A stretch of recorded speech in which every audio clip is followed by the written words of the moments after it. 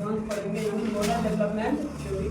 कि आखिर सीटेट में नैतिक विकास सिद्धांत के बारे में क्या क्या क्वेश्चन आते हैं, आखिर इसका प्रतिपादन किसने किया है, जो कुछ इसमें थोड़ा बहुत आता है वो चीज़ के बारे में हम लोग आज क्या करेंगे, डिस्कशन करेंगे। जैसे देखते हैं क्या लिखा है कि नैतिक विकास सिद्धांत का अगर बात करें कि इस सिद्धांत का प्रतिपादन किसने किया, तो लॉरेंस कोहलबर्ग ने किया। किसने किया है इस सिद्धांत का प्रतिपादन? लॉरेंस कोहलबर्ग ने किया, जो एक क्या थे, अमेरिकी मूल के मनोवैज्ञानिक। कहाँ के मनोवैज्ञानिक थे? अमेरिकी मनोवैज्ञानिक थे, यानी अमेरिका के रहने वाले। ऐसे सीटेट में तो आपसे ये क्वेश्चन नहीं पूछा जाएगा कि ये कहाँ के निवासी थे, लेकिन अदर टेट में जेटेट, यूपी टेट या कोई अगर स्टेट वाला टेट लेता है या सुपर टेट का एग्जाम है, उसमें आपसे क्या कर सकता है, इस तरह का क्वेश्चन पूछा जा सकता है।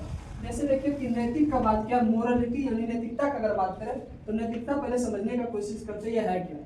यह वह गुण है जिससे हमें सही और गलत की क्या होती है, पहचान होती है। कोई भी चीज आमतौर पर दो रंग का चीज हो सकता है, या तो सही हो सकता है या तो गलत हो सकता है। अब जैसे अगर हम कह रहे हैं चोरी की, तो चोरी किया तो हमारे नजर से हो सकता है वो क्या हो, गलत हो, लेकिन जो चोरी किया अगर उसको कोई ना कोई मजबूरी रहेगा तो वो उसके लिए हो सकता है क्या होगा, सही होगा। वो मोरालिटी का बात किया, यानी नैतिकता का बात किया कि यह वह गुण है जिससे हमें सही और गलत की क्या होती है, पहचान होती है। अगर कह रहा है कि बालक अपने परिवेश से ही नैतिकता और अनैतिकता को जानता है, यानी आस पड़ोस में बच्चे क्या करते हैं, परिवेश से ही सब कुछ सीखते हैं, तो वो मोरालिटी रहे, वो नैतिकता रहे, वो भी क्या सीखेंगे, आस पड़ोस से ही सीखेंगे। जैसे हम लोग बचपन से ही बड़े लोगों को क्या करते हैं, आदर प्रणाम सत्कार करते हैं, ये चीज सीखता है, ये भी किसके अंतर्गत आएगा, नैतिकता के अंतर्गत। अगर हम बात करें कि छोटे बच्चों के साथ प्यार मोहब्बत से रहते हैं, तो वो भी किसके अंतर्गत आएगा। अगर हम लोग ऐसा करेंगे, यानी बड़े लोग अगर इस तरह का करेंगे, तब तो बच्चे के अंदर क्या होगी, अच्छी नैतिकता आएगी। अगर हम लोग उसको सही से परिवेश नहीं दें तो क्या हो जाएगी, वो अनैतिकता की भावना उसके अंदर आ जाएगी। अब इस पूरे नैतिक विकास का सिद्धांत जानने के लिए किसने, लॉरेंस कोहलबर्ग ने क्या किया था, एक कहानी को बताया था।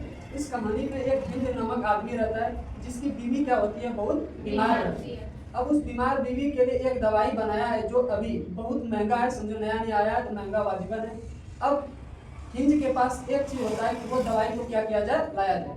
जब उस डॉक्टर के पास जाता है कि ये दवाई हमको दे दे, तो डॉक्टर क्या बोलता है, ये दवाई इतना महंगा है, या जो चीज भी है वो दवाई का जब दाम बताता है तो हिंज के पास उतना पैसा रहता नहीं है कि वो दवाई को खरीद सके।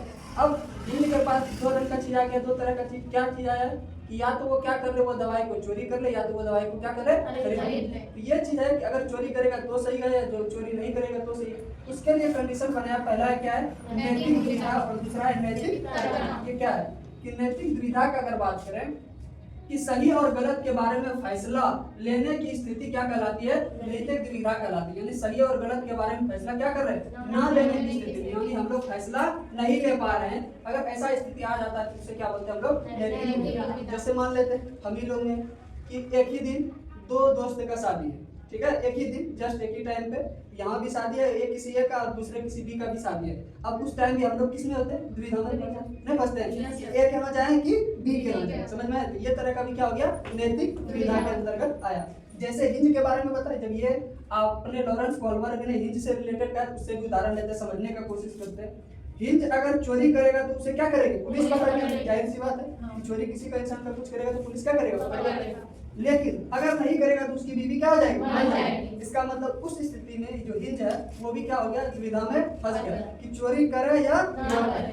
चोरी करेगा तो उसको पकड़ मतलब लेके चला जाएगा पुलिस, अगर चोरी नहीं करे तो मेरी बीवी क्या हो जाएगी, इसका मतलब है हिंज के टाइम भी, कुछ टाइम हिंज के पास भी क्या हो गया, नैतिक द्विधा। अब आता है नैतिक तर्कना। ये क्या है, सही और गलत के बारे में फैसला लेने में शामिल प्रक्रिया को क्या कहा जाता है, नैतिक तर्कना। यानी उस स्थिति में अब तो सबसे पहली बात क्या आ गया कि नैतिक द्विधा आ गया, चोरी करे या ना करे, लेकिन अब तो हमको फैसला लेने पड़ेगा, या तो चोरी करना है या तो चोरी नहीं करना है। इसके बारे में सोच विचार विमर्श कर रहे हैं अपने माइंड में। बहुत आदमी होगा, तुम्ही लोगों में बोले सर चोरी कर लेना चाहिए, क्या चोरी कर लेना चाहिए, अगर चोरी नहीं करेगी तो उसकी बीवी क्या हो जाएगी, मर जाएगी। लेकिन कुछ आदमी क्या बोले, नहीं सर चोरी करना क्या है, गलत बात, भले ही उधर उसकी बीवी मर जाए लेकिन हिंज को चोरी करना नहीं चाहिए। ये जो सोच रहे, ये जो तर्क लगा रहे, करना है या नहीं करना, इसी इसी को क्या बोला जाता है? नैतिक तर्क। जैसे सही और गलत में से किसी एक को चुनना।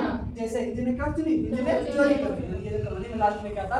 हिंदी ने क्या किया था? दवाई को चोरी कर लिया। चोरी करके क्या किया? अपनी बीवी की जान बचाई। जान तो बचाई लेकिन लास्ट में हिंदी को क्या हो गया?